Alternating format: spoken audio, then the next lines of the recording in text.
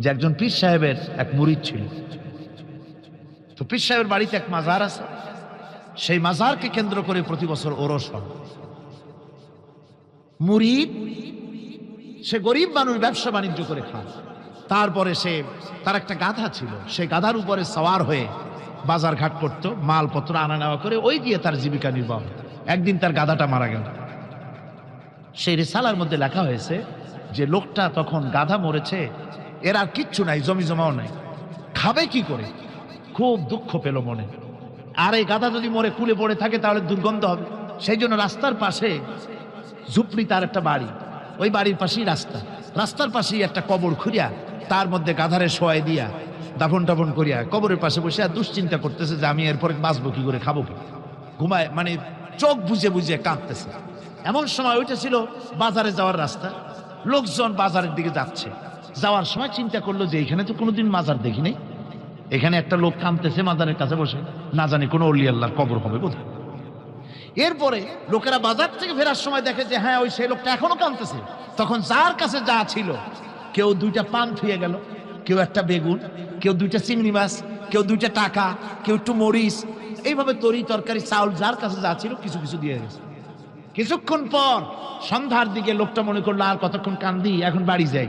চোখ খুলে দেখে চতুর্দিকে খাদ্য খাবার, তরি তরকারি, পয়সা করি। কয় যে মাশাআল্লাহ, শুনছিলাম হাতি বাঁচতেও লাখ টাকা, মরলেও লাখ টাকা, সে কথা যে গাধার ব্যাপারে খাটে তা তো জানি না। এই গাধা মরিও তো আমার বাঁচায় গেছে।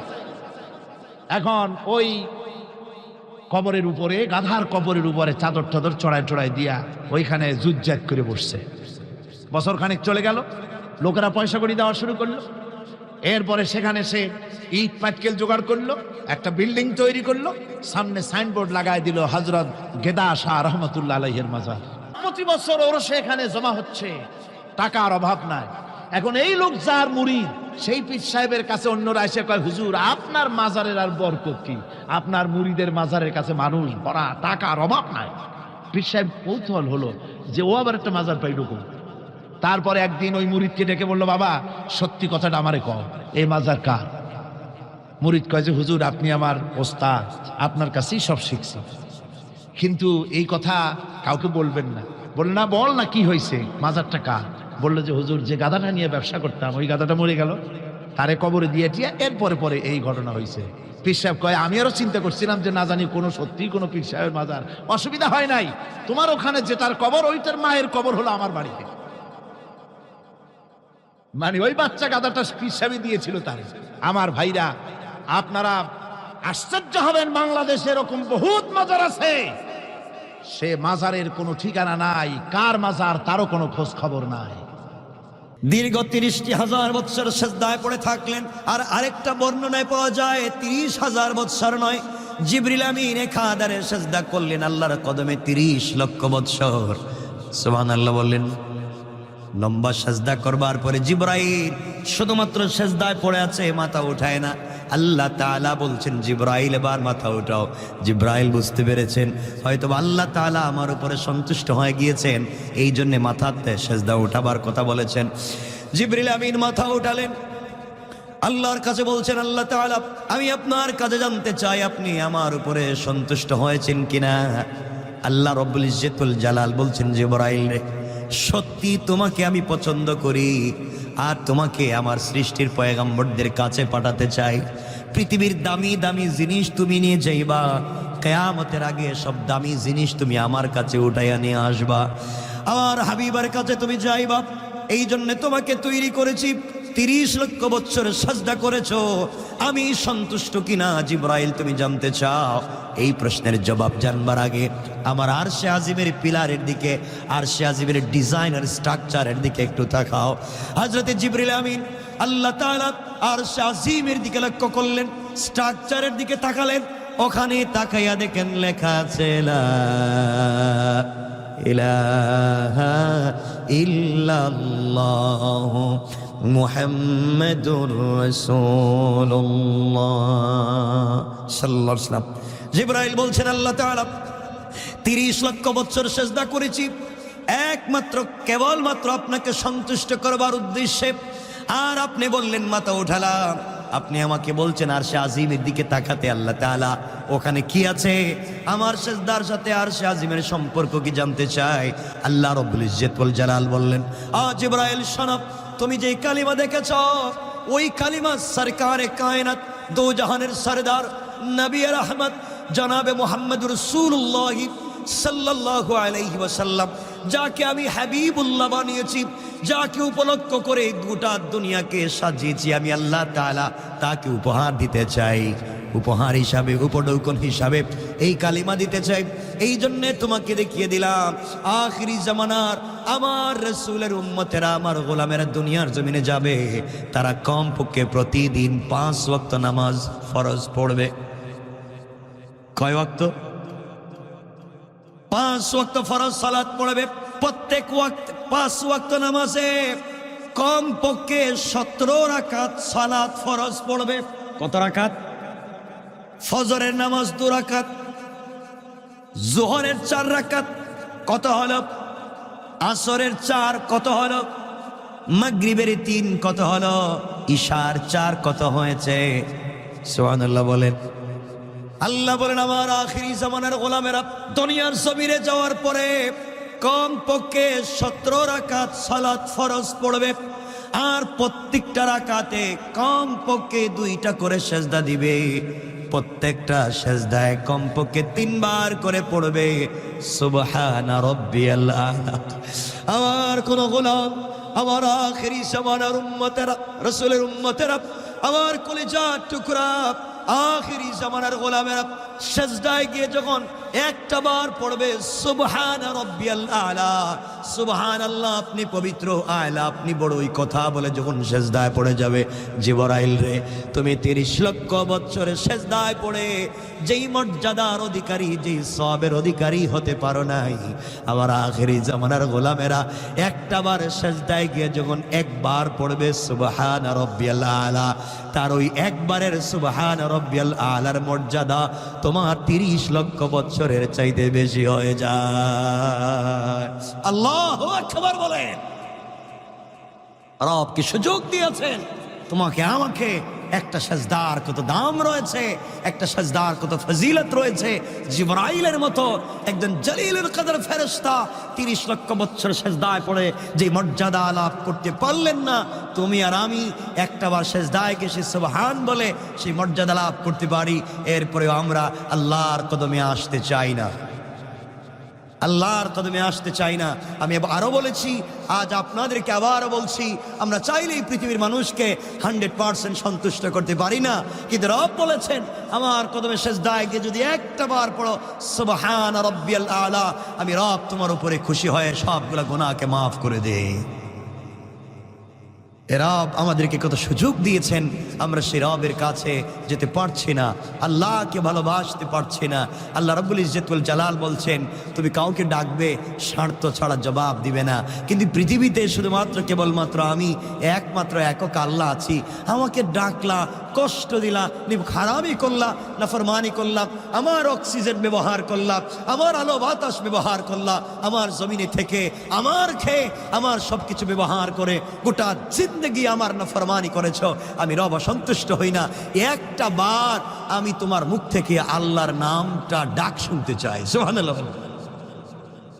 আল্লাহ তো তা শুনতে চায়।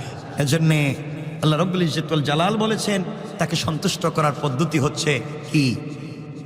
সবাই বললেন না আমরা আল্লাহকে সেজদা দিতে পারি না। আল্লাহকে সেজদা দেন। মনে রাখবেন, এই পৃথিবীর মানুষকে সন্তুষ্ট করার চিন্তা বাদ দেন, দুনিয়াকে সন্তুষ্ট করার চিন্তা বাদ দেন, একজনকে সন্তুষ্ট করেন। তিনি কে? রব যদি সন্তুষ্ট হয়ে যায় আপনার দুনিয়ায় কোনো চিন্তা নাই, আখিরাতেও চিন্তা নাই। এই জন্যে কথা তো অনেক, এই কথা চলে আসলে তো হবে না। আব্দুল কাদের জিলানী রহমতুল্লাহ আলাই, আব্দুল কাদের জিলানী রহমতুল্লাহ আলাই কেউ বলছেন তার জিন্দেগির কথা, আর কেউ বলছেন অন্য একজন বুজুর্গের কথা, হযরত হাসান আল বসরি রহমতুল্লাহ আলাইহির কথা, কেউ বলছেন আব্দুল কাদের জিলানীর কথা। তো এটা ঐতিহাসিক তথ্য, যে কারো হতে পারে। আমি শুধু এতটুকুন বলতে চাই, আমরা যদি আল্লাহর কাছে হযরতে, এই কথাটা সহিহ, এই কথাটা হাদিসে এসেছে, হযরতে খাদিজাতুল কুবরা রাদিয়াল্লাহু তাআলা আনহা ইন্তেকালের সময় রাসূল পাক সাল্লাল্লাহু আলাইহি ওয়াসাল্লামকে বলছেন যে রাসূলুল্লাহ আমি ইন্তেকাল করবার পরে আমি কবরে কেমনে থাকবো? আপনি তো আপনার মেয়েকে বলেছেন ইয়া ফাতিমা আনকিজি নাফসাকে মিনান নার, ও ফাতেমা নিজেকে জাহান্নামের আগুন থেকে বাঁচাইও। আমি বাপের পরিচয় দিয়া ওই কবরে কিন্তু বাঁচতে পারবা না, নিজের পরিচয়টা ঠিক করো। এই জন্য আমার পরিচয় দিয়ে, আপনার সন্তানের পরিচয় দিয়ে, আপনার পীর আর বুজুর্গের পরিচয় দিয়ে, আপনার ওলি আর গাউস কুতুবের পরিচয় দিয়ে কবর থেকে বাঁচা যাবে না। রাসূল পাক বলেছেন ইয়া ফাতেমা আনকিজি নাফসাকে মিনান নার, ও ফাতেমা আমি রাসূল রাহমাতুল লিল আলামিন। এই পরিচয় দিলে কবরে কেউ শুনবে না, নিজের পরিচয় দাও একমাত্র তাওহীদ আর রিসালাতের পরিচয়। আল্লাহু আকবার। মানে রাখবেন, এই জন্য কবরে পরিচয় চলবে একমাত্র কার? আওয়াজ করে বলেন কার? খাদিজাতুল কুবরার সম্পর্কে রাসূল পাক স্বপ্নে দেখলেন। খাদিজাতুল কুবরা, আমি সহি কথা বলছি, হাদিস থেকে বলছি, রাসূল পাক সাল্লাল্লাহু আলাইহি ওয়াসাল্লাম দেখলেন খাদিজাতুল কুবরা জান্নাতের ভিতরে চলে গিয়েছেন। জান্নাতের কথা শুনে আপনাদের কষ্ট হলো? সুবহানাল্লাহর আওয়াজটা এমন হলো? রাসূল পাক সাল্লাল্লাহু আলাইহি ওয়াসাল্লাম খাদিজাতুল কুবরাকে বলছেন, খাদিজা দীর্ঘদিন আমার সঙ্গে ছিলা, একসাথে ঘর সংসার করেছি, অনেক কষ্ট করেছো, আজ তোমাকে জান্নাতে দেখে ভাল লাগছে, তবে তুমি জান্নাতে গেলে কেমনে? আল্লাহ তোমাকে কিছু জিজ্ঞাসা করেনি? ফেরেশতারা কিছু তোমাকে জিজ্ঞাসা করেনি? খাদিজাতুল কুবরা বলছেন ইয়া রাসূলুল্লাহ অনেক কথাই জিজ্ঞাসা করেছে। তো ফেরেশতারা বলেছেন আমাকে কবরের ভিতরে এসে মার রব্বুকা, তোমার রবকে। এখন আমি চিন্তা করলাম ইয়া রাসূলুল্লাহ আমি যদি বলি আমার রব আল্লাহ, আল্লাহ যদি কয় আমি খাদিজারে চিনি না, তাইলে আমি আল্লাহকে রব বললাম, রবকে আমি চিনি না, তাইলে তো আমার ইজ্জত শেষ, জাহান্নাম ছাড়া কোনো পথ নাই। আমি আবার ফেরেশতাদেরকে বলছি, ফেরেশতারা তোমরা আমাকে বলছো আমি খাদিজাকে বলছো আমি আল্লাহকে চিনি কিনা, তোমরা একটু জিজ্ঞাসা করো তো আল্লাহ আমারে চিনি কিনা। আল্লাহু আকবার বললেন। আপনি বললেন, আমি বললাম যে আমি আমাদের কেশিয়ার ইয়ার মোহাম্মদ ভাইকে আমি খুব পছন্দ করে খুব চিনি, ইয়ার মোহাম্মদ ভাই গুলো আমি চিনি না। বেইজ্জতি কেমন হইলাম কন্ত? কিন্তু আমি বললাম ওনাকে জিজ্ঞাসা করেন আমাকে চিনে কিনা। সে যদি বলে না অবশ্যই আমি চিনি, আমি তাকে পছন্দ করি, ভালোবাসি, তাইলে আমার আর টেনশন নাই, বোঝা গেল বেচারা আমাকে চিনে। খাদিজাতুল কুবরা বলছেন আমি যদি বলি আল্লাহকে চিনি ভালোবাসি, আল্লাহ যদি কই না আমি কেউ আমি চিনি না। কথা বলেন না কেন? রাস্তাঘাটে দেখবেন মাঝে মাঝে পুলিশ গাড়ি আটকায়, অনেকের মোটর সাইকেল আটকাইছে, বড় দামি গাড়ি, কাগজ দেন, কলম দেন, পয়সা দেন, সব কিছু দেন। ওরা বলছে কাগজ কলম কিছু নাই, গাড়ির কাগজ নেই। কেন? আমি তো অমুক মন্ত্রীর দুলাভাইয়ের গড়ের শালার পরে আর যেটা হয়, এমন একটা পরিচয় দিয়ে দিল। কতেলে এমন কি করতে পারি? আপনি আমাকে ছেড়ে দেন, টেলিফোন দেন। আমার পুলিশ টেলিফোন দিছে, বেচারা যদি কই নামে কাউরে চিনি না, তাহলে কি বুঝছেন? এখন ও যদি টেলিফোন দিয়ে বলে আমি চিনি, তাহলে বাঁচা যায়। আল্লাহ রাব্বুল ইজ্জত ওয়াল জালালের কাছে খাদিজাতুল কুবরা বলছেন আপনি আমাকে চিনেন কিনা আল্লাহকে জিজ্ঞাসা করো। আল্লাহ রাব্বুল ইজ্জত ওয়াল জালাল ফেরেশতাদেরকে বলছেন, ও ফেরেশতারা আমি চিনি মানি এটা নয়, খাদিজার বিয়েটাও ঠিক করেছি আমি, রাসূলের প্রতি দুর্বল করেছি আমি, স্বয়ং আমি আল্লাহ আরশে আজিমে বসে একমাত্র পৃথিবীর ওই মহিলা খাদিজাতুল কুবরাকে স্বয়ং আমি আল্লাহ সালাম দিয়েছি, সালাম সালাম। তবে আমার খাদিজাকে প্রশ্ন করে কষ্ট দিও না এ রাসূলুল্লাহ। ওই কথা বলার পরে দিলে একটু শান্তি পাইলাম। আল্লাহ যেহেতু চিনে, ফেরেশতারা আর আমার সাথে কিছু বলবেও না। আল্লাহ যেহেতু আমাকে চিনে, ফেরেশতাদের কিছু বলার নাই। এই জন্য আপনাদেরকে আমি জিজ্ঞাসা করি, আপনাদের কাছে আমি বলতে চাই, আল্লাহকে আমরা চিনি, বহুত নাফরমানি আছে, আল্লাহর কাছে বলতেছি আল্লাহ আমরা চিনি না এটা জানতে চাই না, তুমি একটা বার আমাদেরকে তোমার গোলাম বলে স্বীকার করো। আল্লাহু আকবার বলেন। এর চাইতে আর কিছু চাওয়ার থাকবে না। রব যদি আমাদেরকে বলে ওইটা আমার গোলাম, আর কিছু লাগে? যাক, আল্লাহ পাক আমাদের সবাইকে কবুল করুক, সকলে বলেন আমিন। তো আপনাদের কাছে আমি যে কথাগুলা সংক্ষেপ করে করে, আমাদের সময় তো কম থাকে, আমরা কথাগুলা বলতে চাই, মনোযোগ দিয়ে শুনেন। আমি যে কোরআনে কারীমের যে আয়াত তিলাওয়াত করেছি 69 নম্বর আয়াত সূরা আল আহজাব থেকে, আল্লাহ রাব্বুল ইজ্জত ওয়াল জালাল এখানে বলেছেন ইয়া আইয়ুহাল্লাযীনা আমানু, হে মুমিন যারা ঈমান এনেছো, আল্লাহ তাআলা তাদেরকে বলছেন আমার কথাটা ভালো করে শোনো। লা তাকুনু কাল্লাযীনা আযাউ মূসা ফাবাররাহু আল্লাহু মিম্মা ক্বালু, আল্লাহ রাব্বুল ইজ্জত ওয়াল জালাল বলছেন মুমিন যারা হয়েছো আমার কথা শোনো, মূসাকে যারা কষ্ট দিয়েছে তোমরা তাদের মতো হয়ো না। পৃথিবীতে একটা জাতি আছে, আমি নাম বলছি না, এই জাতি তাদের নবীরে পিড়াইছে, নবীরে মারছে, সকাল বিকাল তাদের নবীর কথাকে অবিশ্বাস করত। সকালে একটা বলে, বিকালে আরেকটা বলে। আল্লাহ রাব্বুল ইজ্জতুল জালাল বলছেন, হ্যাঁ মুমিন, তোমরা মুসার মতো, মুসার এই লোকদের মতো হয় না। মুসাকে যারা কষ্ট দিয়েছে তোমরা তাদের মতো হয়ে যাও না। তারা যা বলেছিল আল্লাহ তা থেকে তাদেরকে নির্দোষ প্রমাণ করেছিলেন। এখানে একটা ঘটনা আছে, তিনি আল্লাহর কাছে ছিলেন মর্যাদাবান। এই পৃথিবীতে একজন পয়গম্বর যার নাম মুসা আলাইহিস সালাম, খুব লজ্জাশীল নবী ছিলেন। গরম ছিলেন ঠিকই, কিন্তু খুব লজ্জাশীল ছিলেন হযরত মুসা আলাইহিস সালাম। তো এখানে কথা হচ্ছে, যেটা আমরা সংক্ষেপ করে কথাটা শুনতে চাই। আল্লাহ এতে বলছেন তোমরা মুসার সম্প্রদায়ের মতো হইও না। এর অর্থ এটা জরুরি নয় যে আমরা মুসার সম্প্রদায়ের মতো হয়েছি, আমরা রসুলকে গালি দিয়েছি, আমরা পিটিয়েছি। আল্লাহ আগেই বলছেন তোমরা এভাবে হইও না, কেন ওরা খারাপ লোক। কথা কি বুঝতে পেরেছেন? ওরা তাদের নবীরে মারে, নবীকে পিটায়, নবীকে গালি দেয়। আমরা আমাদের রসুলকে গালি দিই না। আমরা আমাদের রসুলকে আমাদের জিন্দেগির চাইতে পছন্দ করি, আমাদের জীবনের চাইতে, আমাদের সন্তানের চাইতে, আমাদের অস্তিত্বের চাইতে এই পৃথিবীতে ভালোবাসি আমাদের কলিজার টুকরা রসুলকে। ঠিক কিনা বলেন? মুসা আলাইহিস সালামের সম্প্রদায়ের লোকেরা মুসা আলাইহিস সালামকে তারা গালি দিত এবং সুযোগ পেলে তারা মারবার চেষ্টা করত, অনেকবার মারবার চেষ্টা করেছে। ওখানে একটা ভিন্ন ঘটনা হাদিস শরীফে এসেছে, রাসূল পাক সাল্লাল্লাহু আলাইহি ওয়াসাল্লামকে আল্লাহ তাআলা জানিয়ে দিয়েছেন। সিদ্দিক বুখারী শরীফের হাদিস, হযরত আবু হুরায়রা রাদিয়াল্লাহু তাআলা আনহু থেকে রওয়ায়াত এসেছে, মুসা আলাইহিস সালাম অত্যন্ত লজ্জাশীল একজন নবী ছিলেন। তার শরীর কেউ দেখতো না, তিনি পুরা বডি ঢেকে চলতেন। সুবহানাল্লাহ বললেন না? তিনি নারী ছিলেন না পুরুষ ছিলেন? কথা বলছেন না কেন?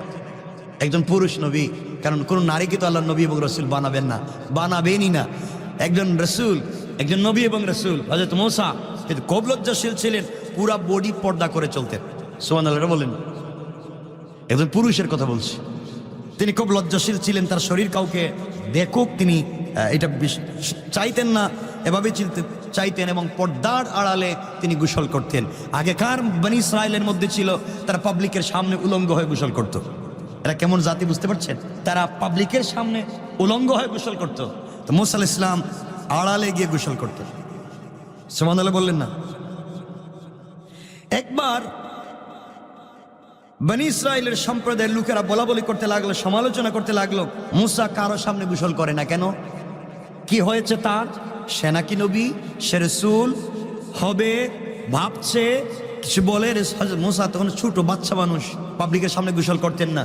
কি হয়েছে মুসা সবার সামনে আসে না কেন?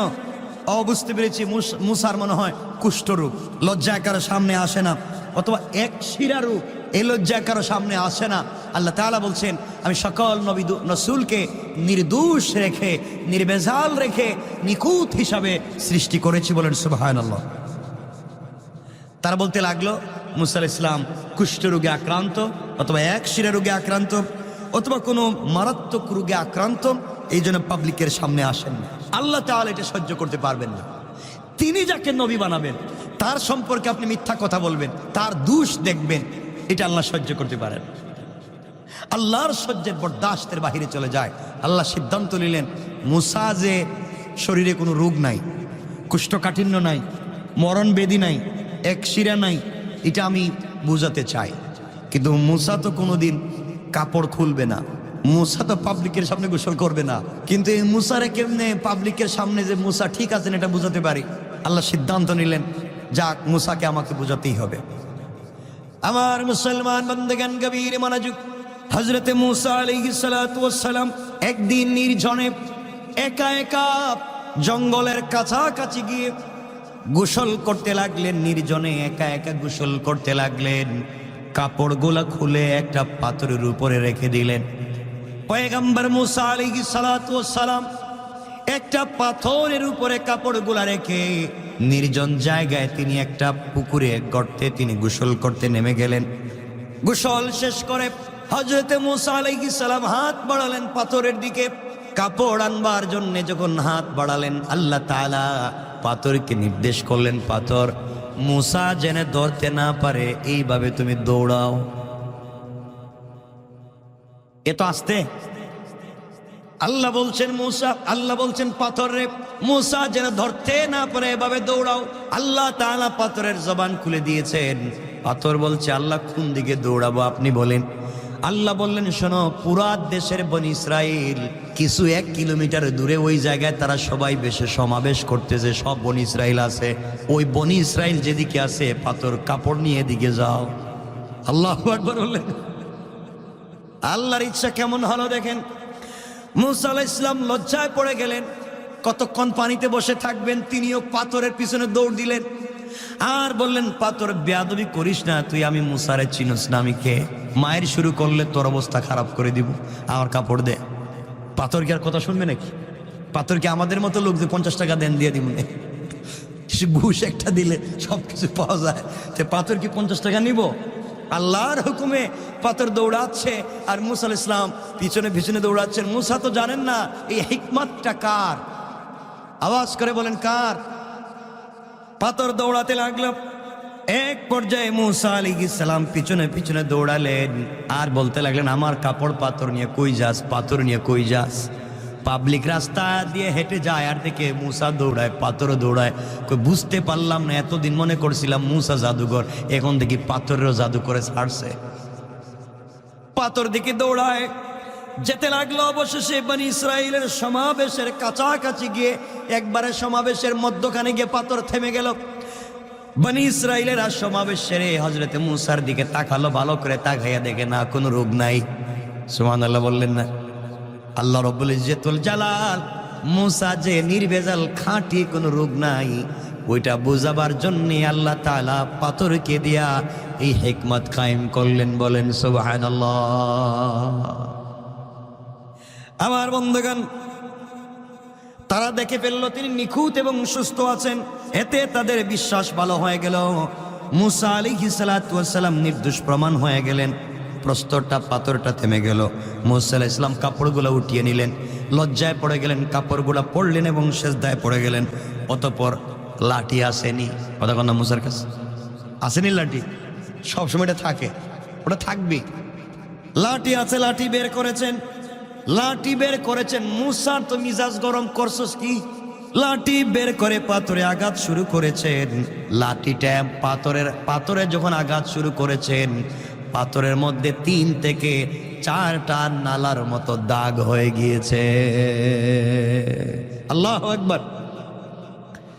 আল্লাহ তাআলা পাথরের জবান খুলে দিলেন। পাথর ডাক দিয়ে বলছে লাইসা লিজাম, আমার কোনো গুনাহ নাই, আপনি আমার পিটালেন কেন? তুই আমার কাপড় নিয়ে দৌড় দিলে কেন? তোর কোনো গুনাহ নাই, তে দৌড় দিলে কেন আমার কাপড় নিয়ে? আল্লাহ রাব্বুল ইজ্জতুল জালাল জানাইয়া দিলেন মুসা রে, পাথরের দোষ নাই, আমি আল্লাহ তাআলা পাথরকে বলে দিয়েছি কাপড় নিয়ে যাওয়ার জন্য। বনি ইসরাইলরা তোমার বিরুদ্ধে কুৎসা রটনা করে, আর আমি আল্লাহ সারা দুনিয়ার সামনে তোমাকে নিখুঁত নির্ভেজাল করে দিতে চাই। সুবহানাল্লাহ বল। আমি কোন নবীকে, দোষী ব্যক্তিকে নবী বানাতে চাই না, শরীরে খুঁত আছে এমন ব্যক্তিকে রাসূল বানাতে চাই না। এজন্য আমি তাদের সামনে পরিষ্কার করে দিলাম। আল্লাহ রাব্বুল ইজ্জতুল জালাল বলছেন, আল্লাহ তাআলার কাছে মর্যাদা সম্পন্ন হচ্ছেন একজন পয়গম্বর, তিনি হচ্ছেন মুসা। ওয়া কানা ইনদাল্লাহি ওয়াজিহা। আল্লাহ বুঝাতে চাইলেন আমি আত্মমর্যাদা সম্পন্ন ব্যক্তিকে ভালো বংশে দিয়ে তাকে নবী বানাই। কারণ যে কোনো বংশ থেকে যদি নবী বানাই, তাই ভালো বংশের লোকেরা বলবে এই লোকটাকে আমরা নবী মানতে চাইব না। এজন্য আল্লাহ তাআলা বলেন আমি সবসময় একটা ভালো সম্ভ্রান্ত পরিবার থেকে নবী বানাই, কেউ যেন পিছনে কথা বলতে না।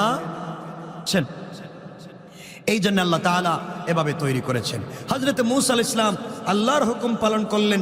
আল্লাহর হুকুম পালন করতে গিয়ে তিনি জমিনের ভিতরে অনেক কষ্ট, অনেক নির্যাতন সহ্য করেছেন। কাফেরেরা, তার জাতির লোকেরা তাকে কষ্ট দিয়েছে, আঘাত দিয়েছে। মনে রাখবেন, যারা রাসূলদেরকে আঘাত করেছে, কষ্ট দিয়েছে, তারা এই দুনিয়ার জমিনে পুরা জিন্দেগীভর তারা শাস্তির মুখোমুখি হতেই হবে, আজ না হয় আগামীকাল। কথা বলেন না কেন? এরপর আয়াত থেকে আল্লাহ তাআলা আমাদের রাসূলের কথাগুলা বলতে লাগলেন এবং আমাদের কথাগুলা আল্লাহ তাআলা বলতে লাগলেন। দেখেন আল্লাহর পরে কি বলছেন। আমার বন্ধুগণের পরে আল্লাহ বলতে লাগলেন, ইয়া আইয়ুহাল্লাযীনা আমানুত্তাকুল্লাহ ওয়া কুলু قولا سديدا আল্লাহ রাব্বুল ইজ্জত ওয়াল জালাল বললেন, হ্যাঁ মুমিনগণ, যারা মুমিন হয়েছো, ঈমান এনেছো আমি আল্লাহর উপরে, আল্লাহ রাব্বুল ইজ্জত ওয়াল জালাল বলেন, ইত্তাকুল্লাহ, আল্লাহকে ভয় করো, ওকুলু কাওলান সাদীদা, এবং তোমরা সরল কথা বলো, সঠিক কথা বলো, নরম কথা বলো। ওকুলু কাওলান সাদীদা, তোমরা সঠিক কথা বলো। দুটা বিষয় মনে রাখবেন, আল্লাহ ইমানদারদেরকে বলছেন দুটা জিনিস। এক নাম্বার, তোমরা ভয় করতে হবে কাকে?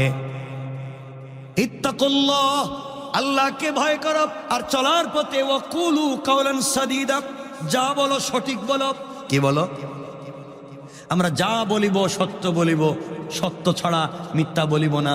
কিন্তু ঘুম থেকে উঠে ঘুমাতে যাওয়া পর্যন্ত যা শুরু করছে, এ একটা কথাও মিথ্যা সত্য বলতেই চায় নাই। কথা বলেন না কেন? এমন লোকের সমাজে নাই? যা বলতেছে সব মিথ্যা বলতেছে। আল্লাহ বলছেন দুটা কথা, এক নম্বর আমি আল্লাহকে ভয় করো, আর দুই নম্বর চলবার পথে সঠিক কথা বলো। কি কথা বলো? কথা বলেন না কেন? আমরা কি সঠিক কথা বলি? আমরা এখানে ঝামেলা দেখে চলে যাই, সঠিক কথা বলতে চাই না। বিচারে সঠিক কথা বলতে আমার উপরে চলে আসবে, আমি এখানে সঠিক বলতে গেলে ঝামেলা আমার উপরে চলে আসবে। ঝামেলার দরকার নাই, সঠিক বিষয়ের দরকার নাই, আমি আমার তুমি তোমার, এটাই চলতেছে তো সমাজ। আল্লাহ রাব্বুল ইজ্জত ওয়াল জালাল ভালো করে বলতেন, শোনেন, চলার পথে যারা মুমিন, এক নম্বর আমাকে ভয় করো, দুই নম্বর সঠিক কথা বলো। যদি বলতে পারেন, আল্লাহ রাব্বুল ইজ্জত ওয়াল জালালের পরে বললেন, ইউসলিহ লাকুম আমালাকুম ওয়া ইয়াগফির লাকুম যুনুবাকুম ওয়া মান ইউতি'ইল্লাহা ওয়া রাসূলাহু ফাকাদ ফাযা ফাওজান আযীমা। আল্লাহ রাব্বুল ইজ্জত ওয়াল জালাল বললেন, তোমরা যদি সঠিক কথা বলো, আল্লাহকে ভয় করে সঠিক কথা বলো, মিথ্যা বলো না, ইউসলিহ লাকুম, আল্লাহ রাব্বুল ইজ্জত ওয়াল জালাল বলছেন এক নম্বরে আমাদের আমলকে, আচরণকে তিনি সংশোধন করে দেবেন। চলার পথে আমাদের আচরণ যদি ভুল হয়ে যায়, কারোর সঙ্গে খারাপ আচরণ করে থাকি, কাউকে কষ্ট দিয়ে থাকি, আল্লাহ রাব্বুল ইজ্জত ওয়াল জালাল বলেছেন, বান্দারে চলার পথে যদি তোমার আচরণ খারাপ হয়ে যায়, ইউসলিহ লাকুম, আমি আল্লাহ তাআলা নিজের দায়িত্বে তোমার আচরণকে, তোমার চরিত্রকে সংশোধন করার ওয়াদা দিলাম। তাহলে আমরা যদি আল্লাহকে ভয় করে সঠিক কথা বলি, তাহলে আমাদের চরিত্র সংশোধন করে দিবেন কে? আওয়াজ করে বলেন কে? দুটো কাজ করব, আল্লাহকে ভয় করে সঠিক কথা বলবো। এক নম্বরে আমাদের চরিত্র সংশোধন করে দিবেন আল্লাহ। আমাদের যে চরিত্র আজকালকে, আল্লাহ এই চরিত্র, এমন চরিত্র আমাদের, আমরা তাহাজ্জুদের নামাজ পড়ি, আওয়াবিন পড়ি, চাশ পড়ি, এশরাক পড়ি, ফজরের সালাত জামাতে পড়ি, এরপরে রুটিন মতো কোরআন শরীফ পড়ি, এরপরে তসবিহ হাতিনে তসবিহ পড়ি, সব শেষ কইরা সেইরা রাস্তায় বাইরিয়া গ্রামে গেলে কুদাল দিয়ে আরেকজনের আইল কেটে জমিতে ঢুকায় দিই। কথা বলছেন না কেন? এগুলা নাই? আছে। আল্লাহ বলছেন ঘটনা কি, নামাজও দেখলাম ঠিক মতো, তসবিও দেখলাম ঠিক মতো, সব ঠিক মতো, এখন দেখতেছি আরেক কাজে শয়তান আল্লাহরে কইতেছে, আল্লাহ এমন কামটা আমার জিন্দেগিতেও করি নাই। নামাজ পড়ে সেরা, তসবি পড়ে সেরা, আরেক বেটার জমি কাটবো, আরেক বেটার দোকান চুরি করব, আর মালিককে ঠকাবো, এই কাজ তো আমি করি নাই, এটা করছে। এরপরে নাকি হ্যাঁ এখন দেখা যায় তসবি পড়তেছে, জিকির করতেছে। আল্লাহ তাআলা বলছেন, শয়তান ও যা করতেছে ওটা আমিও বুঝতেছি, ওটা তো দেখতেছি। আমরা এই জন্য বলি, এই কাজগুলো যারা করে, আজকে আমরা খোলস লাগিয়ে দিয়েছি, খোলস। আমরা ভালো মানুষের চরিত্রে ভিতরে খারাপ মানুষ হয়ে বসে রয়েছি। আল্লাহ বলেছেন, সুতরাং আমরা যদি সঠিক চরিত্র, সঠিক কথা বলি, চরিত্র সংশোধন করে দিবেন কে? এরপর আল্লাহ বলেছেন, আমালাকুম, তোমাদের আমলের মধ্যে যদি অসঙ্গতি থাকে, তোমাদের আমলের ভিতরে যদি সমস্যা থাকে, আর তোমরা যদি একমাত্র সঠিক কথা বলো, আমি আল্লাহ তাআলা তোমাদের আমলগুলোকেও সংশোধনের ওয়াদা দিলাম।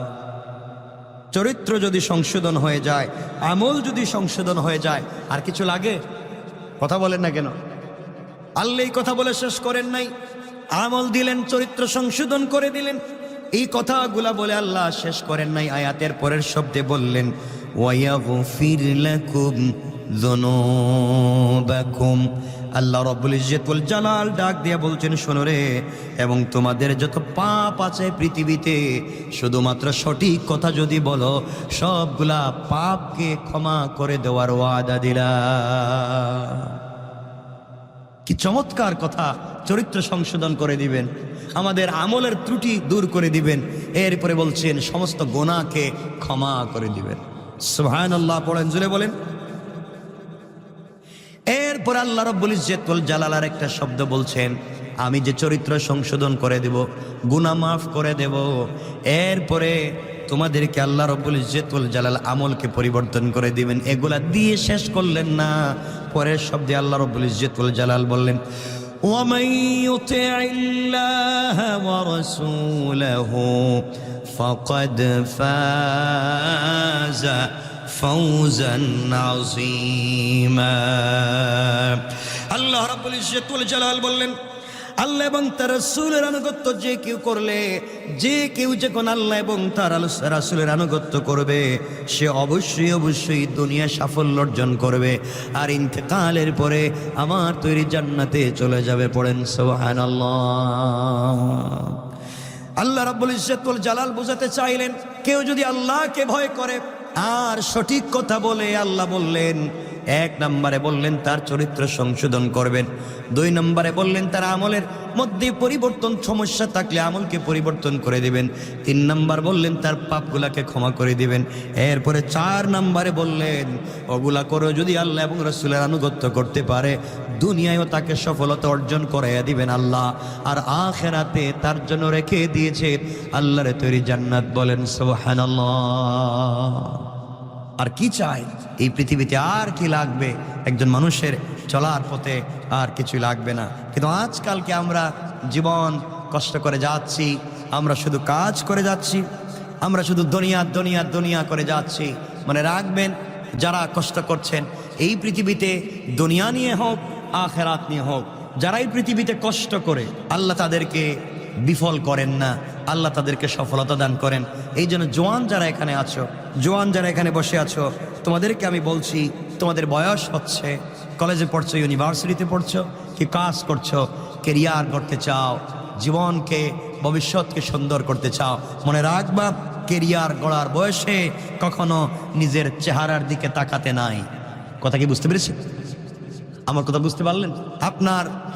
আপনি যদি পৃথিবীতে সফল হতে চান, সাকসেস একজন পার্সন হতে চান, দুনিয়ায় হোক আর আখিরাতে হোক, আবার বলছি, এই পৃথিবীতে যদি একজন সাকসেসফুল ম্যান আপনি হতে চান, তাহলে কেরিয়ার গড়ার বয়সে আপনি আপনার চেহারার দিকে তাকাবেন না। আমার কথা কি বুঝতে পেরেছেন?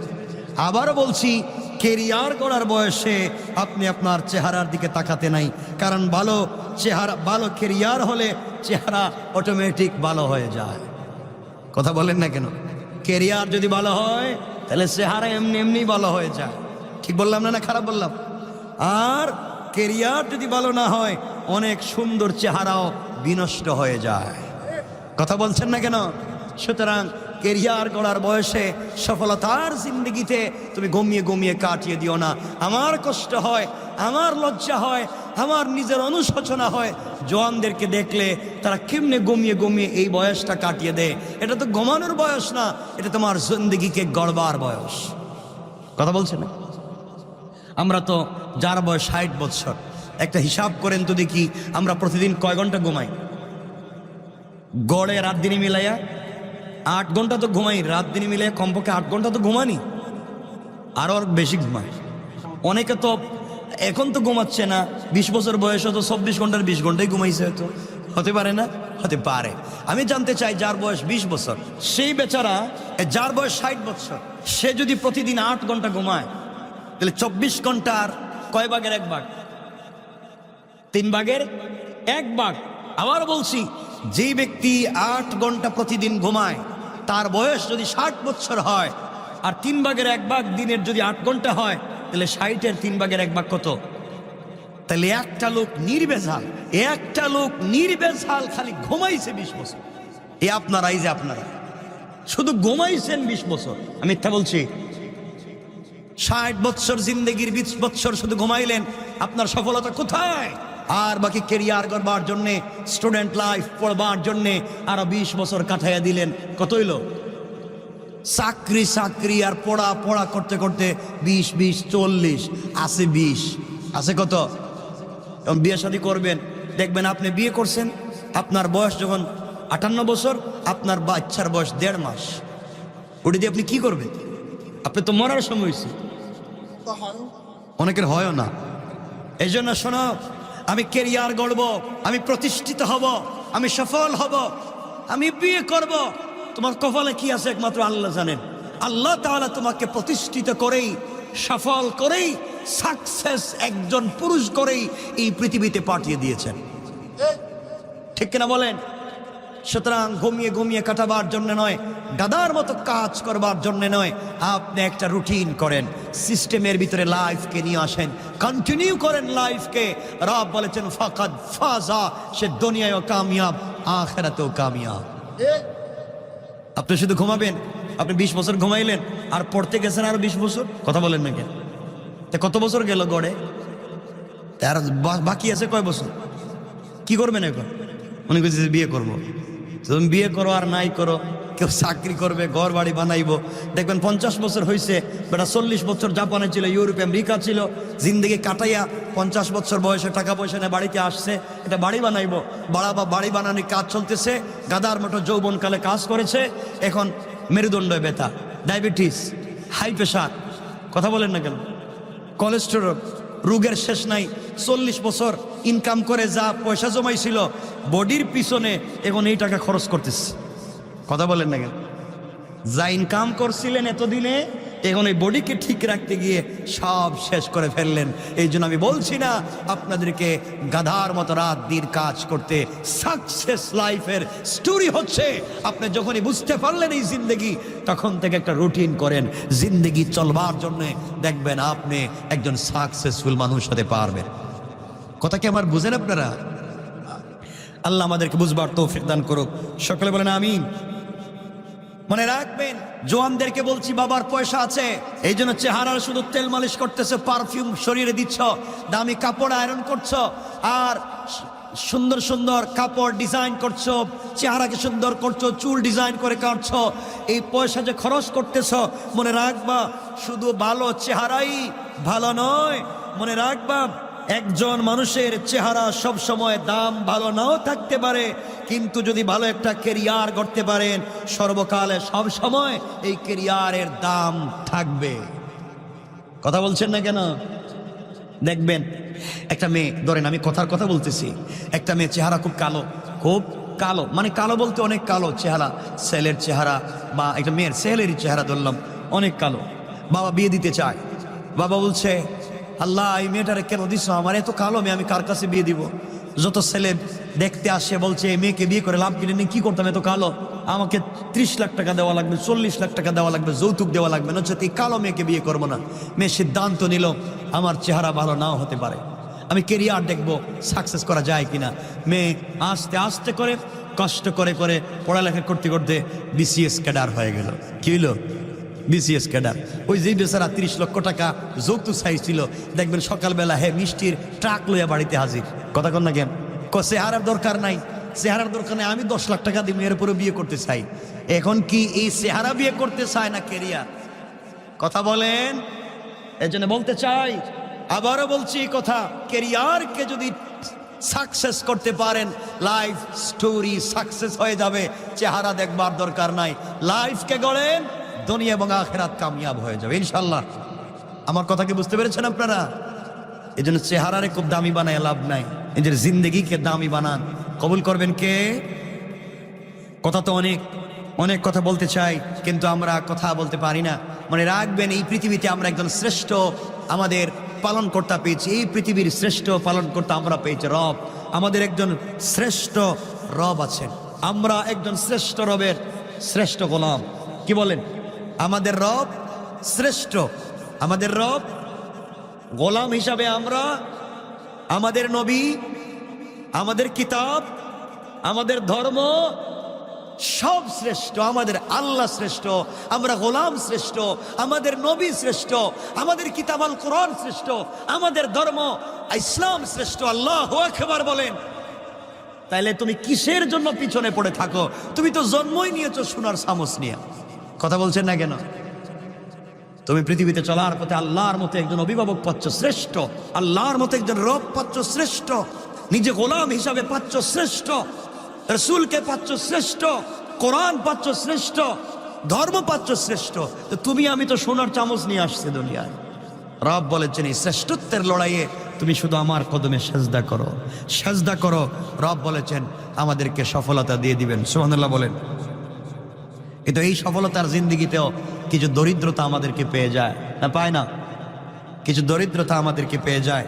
পৃথিবীতে দরিদ্রতা আসে যে কয়েকটা কারণে, আমি ছোট করে আপনাদেরকে মনে পড়ে গেল বলে দিচ্ছি। পৃথিবীতে দরিদ্রতা আসে পরিবারে, ব্যক্তির জিন্দেগিতে মোটামুটি 7 কারণে, কম বেশ 7টা কারণে আপনার দরিদ্রতা আসতে পারে। 7টা কারণে আপনি পৃথিবীতে বিপদে পড়তে পারেন। 1 নম্বর কারণ হচ্ছে তাড়াহুড়া করে নামাজ পড়বার কারণ। আবার বলছি বুখারীর হাদিস, 7টা কারণে দরিদ্রতা আসতে পারে। আর একটা কারণ হচ্ছে তাড়াহুড়া করে সালাত পড়বার কারণে। 2 নম্বর হচ্ছে দাঁড়িয়ে পেশাব করবার কারণ। আমরা তাড়াহুড়া করে নামাজ পড়ি না, কথা বলেন, অনেকেই পড়ি। আমরা দাঁড়িয়ে প্রস্রাব করি না, রাস্তাঘাটে করে কে করে, মনে রাখবেন। 3 নম্বর রাসূল সাল্লাল্লাহু আলাইহি ওয়াসাল্লাম বলছেন সব থেকে বড় দরিদ্রতা যে কারণে আসে সেটা হচ্ছে পেশাবের জায়গায় দাঁড়িয়ে দাঁড়িয়ে ওযু করবার কারণে। আপনারা কি বুঝছেন আমার কথা? এখনো যেখানে পেশাব করেছে ওখানে দাঁড়িয়ে ওযু করছে, এই লোকটা পবিত্র হওয়ার সম্ভাবনা নেই। কিন্তু আজকালকের যে আমাদের বাথরুমগুলো আছে, ওয়াশরুমগুলো আছে, বাথটবগুলো আছে, ওটা তো আলাদা আলাদা অনেক জায়গা, আলাদা আলাদা না, উঁচা নিচা ভাঁজ করা আছে, এটা এক জায়গা, আলাদা আলাদা অনেক জায়গা আছে দেখবেন ওই একটাই, কিন্তু আপনি ওখানে প্রস্রাব। এটার বলার উদ্দেশ্য আছে, আমার উদ্দেশ্য হচ্ছে আমি বলতে চাচ্ছি না আপনাদেরকে যে শুধু কমেডে প্রস্রাব করেছে আর ওখানে দাঁড়িয়ে ওযু করেছে, আমি এটা বুঝাচ্ছি না। আমি বুঝাচ্ছি আমাদের আজকের এই সোসাইটিতে এমন হয়ে গিয়েছে, কমোড বাদ দেন, যেখানে গোসল করে ওখানে অনেকেই পেশাব করে। এখন তো ফরিস্তার মতো বসে রয়েছেন, কোনো কথা বলতেছেন না। আপনারা ফরিস্তা হইলে কি আর না হইলে কি, আমি তো পাবলিক, আমিও বুঝি কিছু, আমি মানুষকে চিনি।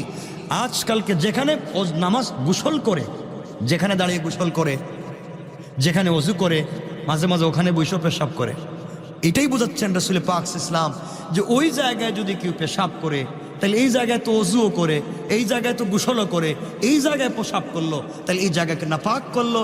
এর কারণে সর্বপ্রথম যে আযাবের সম্মুখীন হবে সে তো ইন্তেকালের সময়, সাকারাতের সময় খুব কঠিন শাস্তি পাবে, কঠিন শাস্তি পাবে।